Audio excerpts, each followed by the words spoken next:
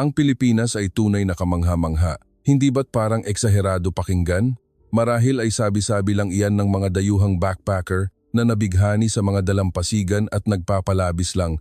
Magandang araw sa inyong lahat at muling nagbabalik sa inyong pinakapaboritong channel, Ang Ganda ng Pilipinas Kamakailan Lamang. Ang mga natatanging katangian na sa Pilipinas lamang matatagpuan ay naging isang mainit na paksa sa ibang bansa. Isang malaking media company mula sa Amerika ang naglabas pa ng 23 na pambihirang katangian ng ating bansa.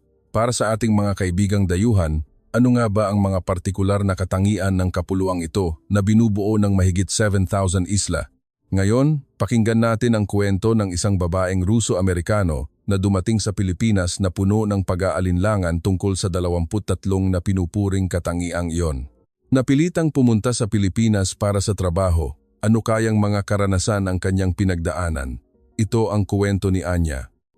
Sinabi nilang, ito ay isang pagkakataon para sa promotion, kaya pumayag ako. Pero sa totoo lang, ayoko talagang pumunta sa Pilipinas. Siyempre, isang dahilan ay ayokong iwan ang pamilyar na Amerika. Pero ang mas malaking dahilan ay, sa isip ko, ang Pilipinas ay isang lugar na angkop lamang para sa ilang araw na backpacking, hindi para sa pangmatagalang pamumuhay. Madalas kong marinig na hindi gaanong ginagamit ang Ingles doon at ang mga tao ay mailap at hindi pala kaibigan sa mga dayuhan. Aaminin ko, labis akong nag-alala. Isang araw, bago ako umalis patungong Pilipinas habang nasa Amerika pa, nagkataong nabasa ko ang isang napaka-interesanteng artikulo mula sa isang malaking media company. Ang artikulo ay tungkol sa mga natatanging katangian ng Pilipinas na naglista ng 13 na bagay para purihin ang bansang ito. Pagkatapos kong basahin, kinailangan kong kusutin ang aking mga mata ng ilang beses. Paumanhin, pero sa aking pananaw, hindi ba't ang Pilipinas ay isang medyo saradong bansa kung saan ang mga tao ay sumasakay pa rin sa mga jeepney sa gitna ng magulong trapiko? Paano naman magkakaroon ng puro magagandang bagay tulad ng isinulat sa artikulo? Ganoon ang iniisip ko noon, ngunit ang lahat ay biglang nagbago. Pagkatapos ng ilang buwan na paninirahan dito, ang aking mga pananaw ay tuluyang nabaligtad. Ang buhay sa Pilipinas ay isang serye ng mga nakakagulat na karanasan sa isang positibong paraan. Ang mga katangiang binanggit sa artikulo ay pawang katotohanan pala. Ngayon, ikukuwento ko sa inyo ang tungkol sa 23 na katangiang iyon. Marahil para sa mga Pilipino, ang mga bagay na ito ay normal lamang. Ngunit para sa isang dayuhang tulad ko, ang mga ito ay tunay na espesyal. 1. Ligtas kahit sa gabi. Ito ay tunay na kahanga-hanga. Ayon sa ulat noong 2023 ng Institute for Economics and Peace sa kategoryang Safety and Security, ang Pilipinas ay kabilang sa mga bansang may mataas na antas ng kaligtasan sa mundo. Samantala, ang aking tinubuang bayan, ang Amerika, ay nasa ika-131 na pwesto. Napakalaking pagkakaiba. Lumaki ako sa Amerika at hindi ko kailanman inisip na may isang bansa kung saan ang isang babae ay maaaring maglakad mag-isa sa gabi. Ngunit dito, ang mga Pilipina ay naglalakad mag-isa sa kalaliman ng gabi na parang ordinaryong bagay lang. Maraming mga kainan at tindahan ang bukas hanggang hating gabi at maliwanag ang mga ilaw sa kalsada, kaya hindi ako nakakaramdam ng takot. Sa mundo, may mga bansa kung saan mapanganib para sa isang babae na maglakad mag-isa kahit sa araw. Ngunit dito ay napakaligtas. Talagang namangha ako. 2. Malinis ang mga lansangan sa mga sentrong lugar.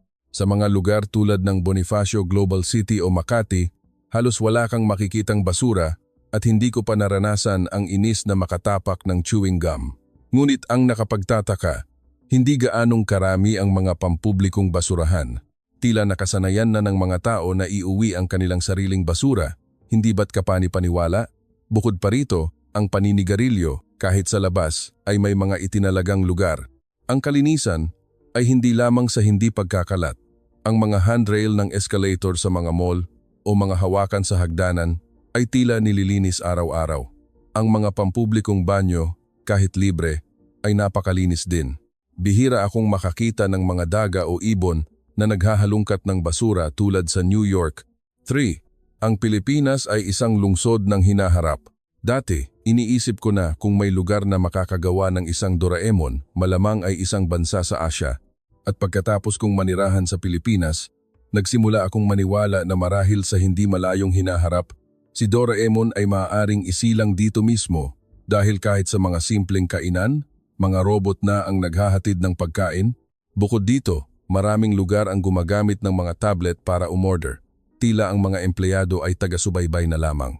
Sino ang mag-aakala na baka robot na rin ang nagluluto? Siyempre, may mga tao pa ring nagtatrabaho.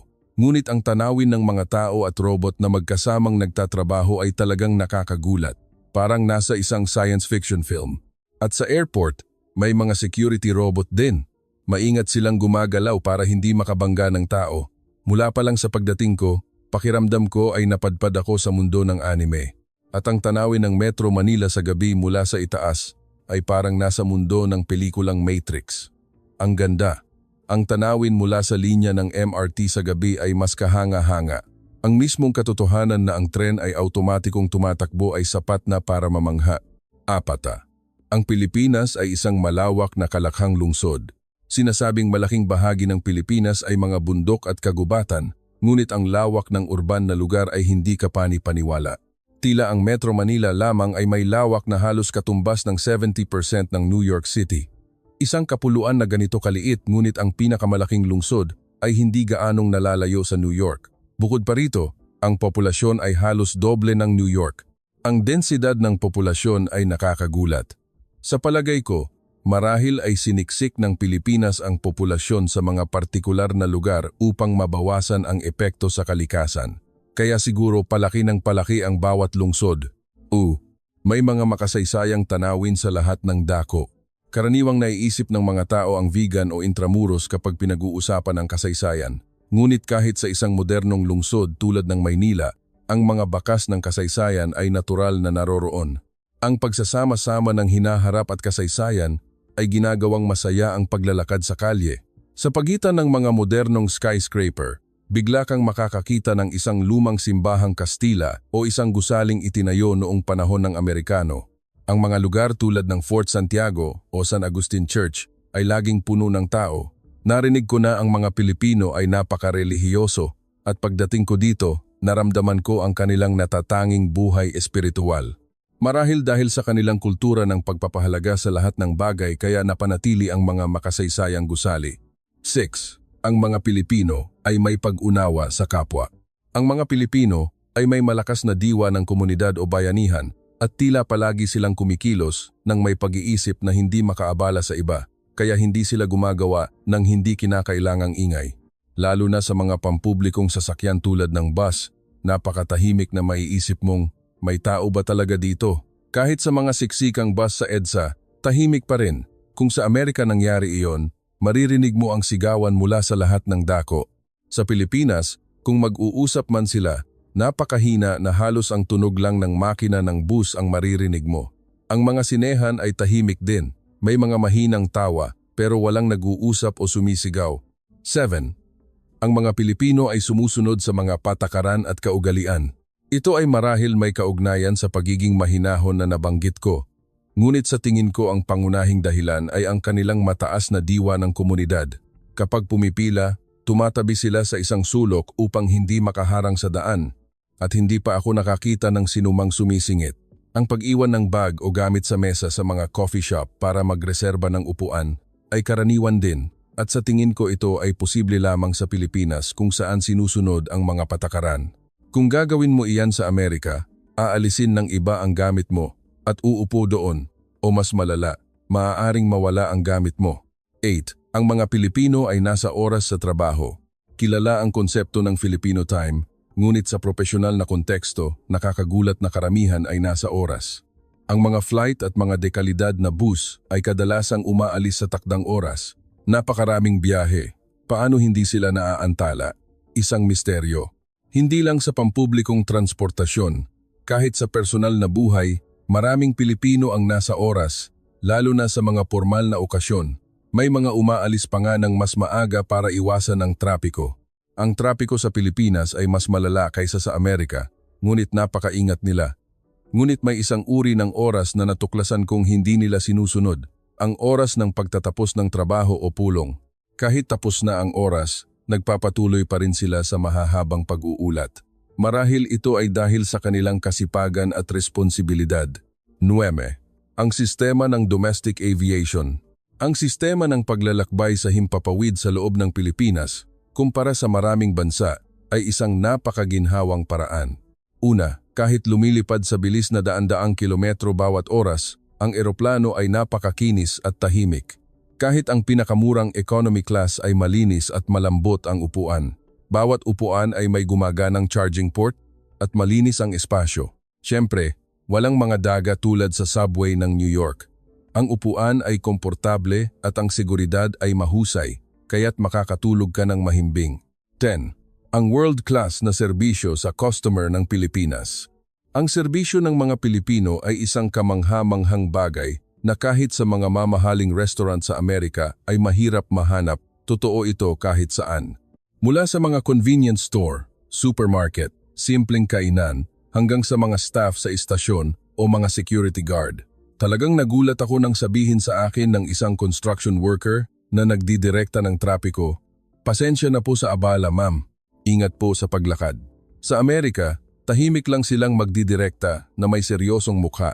Sa mga convenience store o supermarket, napakabait ng mga staff at nagulat ako na hindi sila nag-uusap sa isa't isa, kaya nag-aalala ako kung sapat ba ang kanilang pahinga. Ngunit kapag ngumingiti sila, natural na napapangiti rin ako. 11. Sa Pilipinas, hindi sa pilitan ang tip. Sa ganitong klase ng serbisyo, nakakagulat na hindi mo kailangang magbigay ng tip. Mas tamang sabihin na hindi ito inaasahan at kung magbibigay ka, sila pa ang mahihiya. Kung mag-iiwan ka ng tip sa mesa, hahabulin ka ng staff para isauli ito. Ganoon din sa taxi o airport. Kapag tinulungan ka nilang buhatin ang iyong bagahe, kadalasan ay magbibigay ka ng tip, tama? Ngunit sasabihin nila, "Wag na po, sir, ma'am," at hindi ito tatanggapin. Number 12. Ang mga resort sa Pilipinas ay napakaganda. Sa Pilipinas, may mga tinatawag na resort. Masasabi kong halos kapareho ito ng mga luxury hotel o 5-star hotel. Kaunti lang ang may pribadong pool, ngunit tiyak na mayroon silang spa at serbisyo ng tradisyonal na hilot. Ang presyo ay medyo mataas, ngunit mararanasan mo ang pinakamagagandang karanasan. Bukod sa nakaka-relax na spa, masisiyahan ka sa masasarap na pagkaing Pilipino na may kasamang maalagang serbisyo. Parehong ang espasyo sa silid at ang tanawin mula rito ay nagpapakita ng tradisyong Pilipino. Bagamat hindi ito isang bagay na madalas puntahan, para sa isang pambihirang luho o paglalakbay, lubos kong inirerekomenda ito. Number 13. Ang mga Pilipino ay nag-aalis ng sapatos o tsinelas sa loob ng bahay. Para sa mga Pilipino, ito ay isang normal na bagay. Marami pa nga ang nag-iisip na hindi malinis ang pagpasok sa bahay na may suot na sapatos. Samantala, sa Amerika, may mga nag-iisip na ang kaugaliang ito ay luma na, ngunit iyon ay isang pagkakamali. Totoo na sa mga hotel ay nakasapatos ako, ngunit sa normal na pamumuhay, nag-aalis sila ng sapin sa paa. Sa simula ay medyo naiilang ako, ngunit nang masanay ako, napansin kong kahit umuulan, hindi nadudumihan ang sahig at higit sa lahat, napakalinis. 14. Ang mga Pilipino ay napaka-partikular sa kanilang anyo. Sa opisina, kahit walang mahalagang pulong, ang mga lalaking Pilipino ay madalas na nakasuot ng formal na damit tulad ng long-sleeve shirt at slacks. Namangha ako na kaya nilang manatiling ganito sa kabila ng maalinsangang panahon sa Pilipinas. Ang kanilang buhok ay laging maayos na nakagel at gupit. Tungkol naman sa mga kababaihan, bihira kang makakita sa mga mall ng nakasuot ng leggings o tsinelas. Ang mga nakasuot ng sandalyas ay laging may maayos at makulay na kuko sa paa. Ang kanilang pagbibigay pansin sa maliliit na detalye ay tunay na tatak Pilipino. Labang-labang 5. Ang mga Pilipino ay napakasunod sa moda. Ang fashion sa Pilipinas ay may sariling kakaibang pag-unlad. Ngunit sa paglalakad sa mga kalye, nakita kong hindi lang ito tungkol sa cute. Ang damit na isinusuot ng mga Pilipino ay iba-iba at makulay na nakakatuwang tingnan. Hindi lamang mga babae, kundi pati na rin mga lalaki. Ang pagkakaiba-ibang ito sa fashion ang ganap na nagpabago sa aking imahe ng Pilipinas. May mga nagsusuot ng modernong Filipiniana at mayroon ding mga may kakaibang disenyo. Ang kaligtasan kung saan maaari kang magsuot ng makukulay na damit nang hindi tinitingnan ng masama ay marahil nag-aambag din sa pagkakaiba-ibang ito. 16. Ang kultura ng cosplay. Alam ng lahat na ang mga comics at animation mula sa Asia ay may maraming magagandang obra. Kaya hindi natin maaaring kalimutan ang cosplay. Huwag isipin na ang cosplay ay simpleng pagsusuot lang ng costume. Bukod sa costume at hairstyle, ginagaya nila ang karakter mula sa kulay ng mata, makeup, hanggang sa pananalita at kilos. Sa Pilipinas, may mga profesional na cosplayer at naiintindihan ko kung bakit. Siyempre, marami ring nag-enjoy sa cosplay bilang libangan. Hindi kailangang Halloween para makakita ka ng mga cosplayer sa kalye at ang mga tao sa paligid ay hindi sila pinapansin. Tila ang tanawin ng isang lungsod na may mga cosplayer ay naging normal na para sa mga Pilipino. Shutsi, ang karaoke. Sa Amerika, ang karaoke ay karaniwang nasa mga bar. Ngunit ang karaoke sa Pilipinas at Amerika ay magkaiba. Sa Pilipinas, mas sikat ang pagkanta sa mga pribadong silid o KTV, tamang-tama sa medyo mahiyain na personalidad ng mga Pilipino. Ang koleksyon ng kanta sa mga karaoke machine ay napakarami at may iba't ibang function. Bukod dito, ang karaoke ay hindi isang espesyal na uri ng libangan. Maaari kang pumunta mag-isa para mag-alis ng stress, mag-practice ng pagkanta o para lang magpalipas ng oras. Nang marinig kong maraming gumagamit ng karaoke para mag-alis ng stress, naisip ko na marahil ang kapayapaan sa Pilipinas ay hindi dahil sa mga bayani sa kasaysayan, kundi dahil sa mga karaoke bar na nagkalat kung saan madaling mailabas ng mga tao ang kanilang stress. 18. May mga pet cafe. Ang pinakasikat ay ang mga cat cafe. Ito ay isang lugar kung saan maaari kang makipag-ugnayan sa mga hayop habang umiinom. Hindi ba nakaka-stress iyon sa mga hayop? Marahil may mag-aalala. Ngunit huwag mag-alala. Ang mga cafe ay may mga panuntunan upang hindi ma-stress ang mga hayop. Dahil prioridad ang mga hayop, hindi mo sila laging mahahawakan. Ngunit sapat na ang pagmasdan sila ng malapitan para makaramdam ng ginhawa. Bukod sa mga pusa, mayroon ding mga dog cafe, hedgehog cafe, at kahit reptile cafe. Mayroon ding isang napakagandang sistema ng mga rescue cat and dog cafe. Maaari kang makipag-ugnayan sa mga aso at pusa na nailigtas, at kung magkakasundo kayo, maaari mo silang ampunin. 19. Ang bidet at ang kultura ng kalinisan. Alam ng lahat na ang mga banyo sa Asia ay kilala sa pagiging high-tech. Siyempre, alam ko na iyon, ngunit inakala kong sa ilang lugar lang iyon. Sa katotohanan, ang mga banyo na may bidet ay nasa lahat ng dako, kahit sa mga karaniwang tahanan. Para sa isang kanluranin, ang paggamit ng tubig para sa paglilinis ay isang revolusyon. Hindi ko na yata kayang bumalik sa paggamit lamang ng toilet paper sa Amerika. Ang espasyo sa banyo ay idinisenyo upang maging isang pribado at nakaka-relax na lugar. Ang mga banyo sa Pilipinas ay madalas na napapansin dahil sa kalinisan at pagiging praktikal nito. 20. Napaka-convenient ng mga convenience store. Sa Pilipinas, ang mga convenience store ay nasa lahat ng dako at karamihan ay bukas 24,000 del na bunteli na 365 araw sa isang taon. Ang pagkain na ibinebenta dito ay masarap para sa presyo nito. Ang mga dessert ay mahusay din. Bukod sa pagkain, mayroon ding mga photocopy machine, ATM, at mabibili mo ang lahat ng uri ng pang-araw-araw na gamit. Hindi ipinagbabawal ang pag-inom ng alak sa publiko, kaya may mga bumibili ng alak at pulutan sa convenience store at umiinom sa mga parke. Ito ay isang malayang paraan ng pag-enjoy na posible lamang dahil sa magandang seguridad. 21. Ang pagkakaroon ng mga katangi-tanging pagkain. Ang Pilipinas ay may mga napakasarap na pagkain tulad ng lechon o adobo. Kamakailan, naging sikat na rin ang mga ito sa Amerika. Maraming maaaring isipin na ang pagkaing Pilipino ay mamantika, ngunit huwag isiping ito ay katulad ng taba sa pagkaing Amerikano. Ang kalidad ay iba. Salamat sa balansing timpla ng karne, suka, toyo at mga pampalasa, ang pagkain ay lumilikha ng isang kamangha-manghang lasa.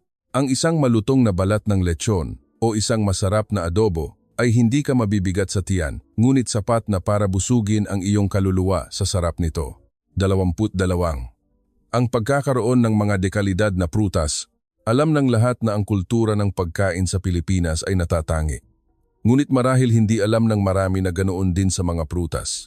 Sa mga supermarket, ang isang piraso ng dekalidad na mangga ay maaaring magkahalaga ng malaki.